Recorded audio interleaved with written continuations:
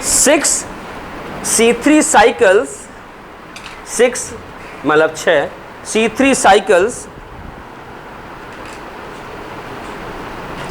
6 English में लिख लो ना SIX, तब समझ में आएगा। आप बार बार कंफ्यूज हो रहे हो 6 C3 कैसे लिखूं, ऐसे लिख लो ना 6 C3 साइकिल, ऐसे लिख लो, ज़्यादा कंफ्यूज हो रहे हो। 6 C3 cycles are required for किसके लिए रिक्वायर होती हैं?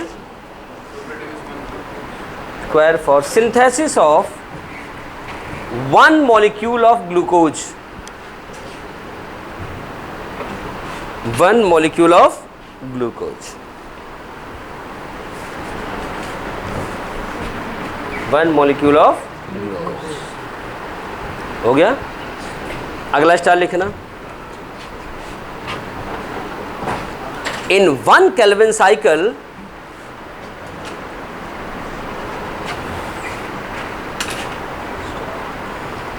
3 ATP molecules, in 1 Kelvin cycle 3 ATP molecules and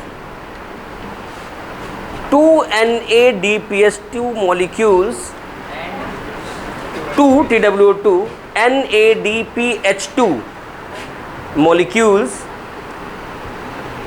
utilized या consumed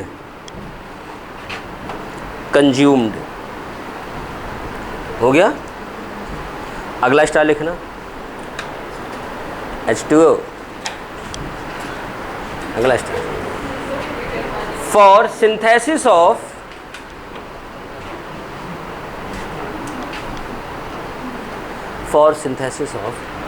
one molecule of glucose या 1 glucose molecule, for synthesis of 1 glucose molecule,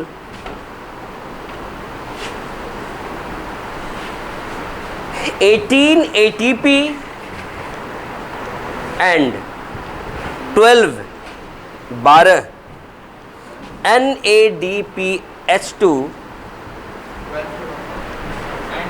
NADPH2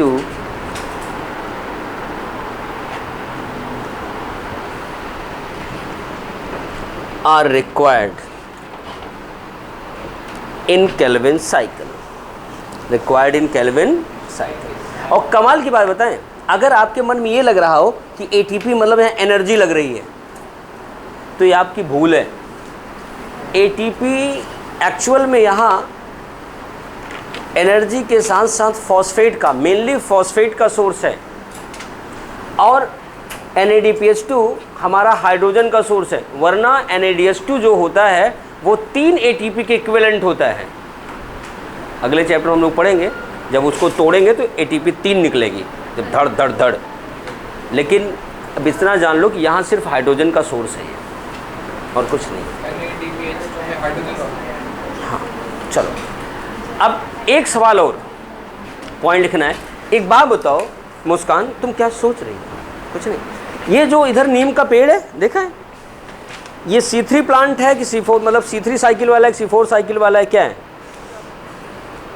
नहीं पता। सुनो मैं बता रहा हूँ बेटा, आपके सराउंडिंग में जितने हैं ज़्यादा से ज़्यादा C3 हैं, याद रखना।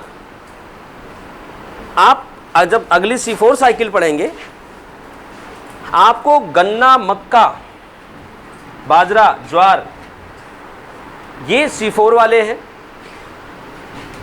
इसके अलावा जो डेजर्ट में पाए जाते हैं, मरुस्थल में, रेगिस्तान में, जैसे ओपुंशिया है, कलेचो है, एलोवेरा है, तो वो अलग हैं।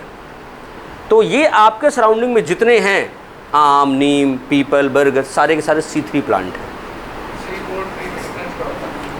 C4 में पढ़ाएंगे ना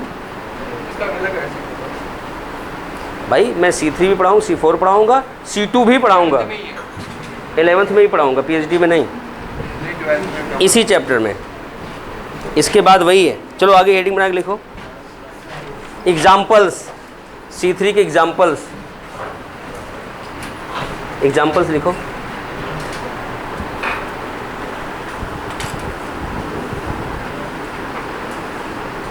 मैंगो,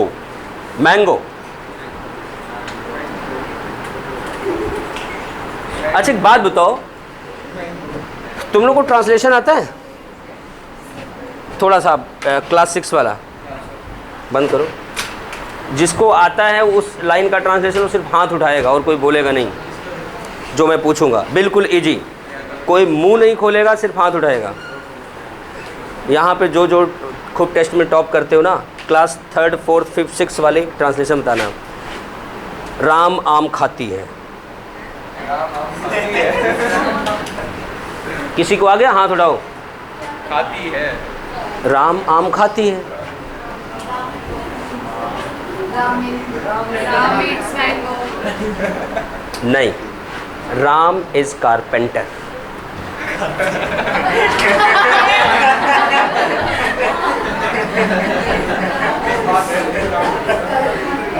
हमने गलती कर लिया।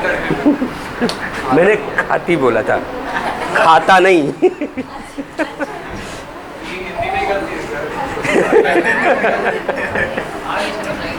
आ गई समझ में? Next time. चलो, अब दोबारा कोई पूछेगा तो पता रहेगा ना। अब तुम अगले से पूछना, ठीक है? अगला पूछेगा भाई राम का जेंडर पहले सही करो।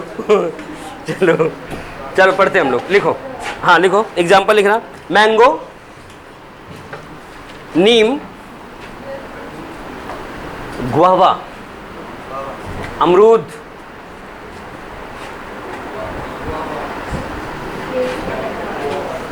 GUAVA। आधे तो यू लिख के बैठे हुए हैं, अब करना क्या है? GUAVA। हाँ VA हो गया। बस इतना, 3। हाँ बस 3 बहुत है। अमरूद खा, देखो इसका पेट भर गया। बस हो गया बेटा। एक बार C3 साइकिल को आप रिवाइज करो, पढ़ो, फिर मैं अगला C4 शुरू करता हूँ। पढ़ो बेटा। बड़े कामचोर हो तुम लोग। यहाँ बच्चों को शिकायत होती है कि सर वहाँ सिलेबस नहीं हो रहा है। यहाँ तुम लोग तो बस सर बस, अगर 5 मिनट पहले छुड़वाओगे, मैं रोज़ का टाइम टेबल लिखता जाता हूँ। 5 दिन 12 दिन में 1 घंटा हो गया। एक क्लास मैं ऐसे डिले करता जाऊँगा, सिलेबस डिले कर दूँगा। हाँ कोई नहीं। कौन सा अपने को पढ़ना है? कुछ डिफिकल्ट भी है थोड़ी। हाँ बेटा, नोट्स पढ़ने के बाद पढ़ना, वरना मीनिंग नहीं समझ पाओ। थोड़ी कुछ लाइन इसमें हमेशा पूछो बेटा, मैं किस लिए हूँ? मैं तो उसके अंदर ना शब्द जैसे कुछ वर्ड है, उसके अंदर कुछ चीजें उसको भी, आती हैं, हाँ कुछ भी आती पूछे। हैं। चलो रिवाइज करो इसे।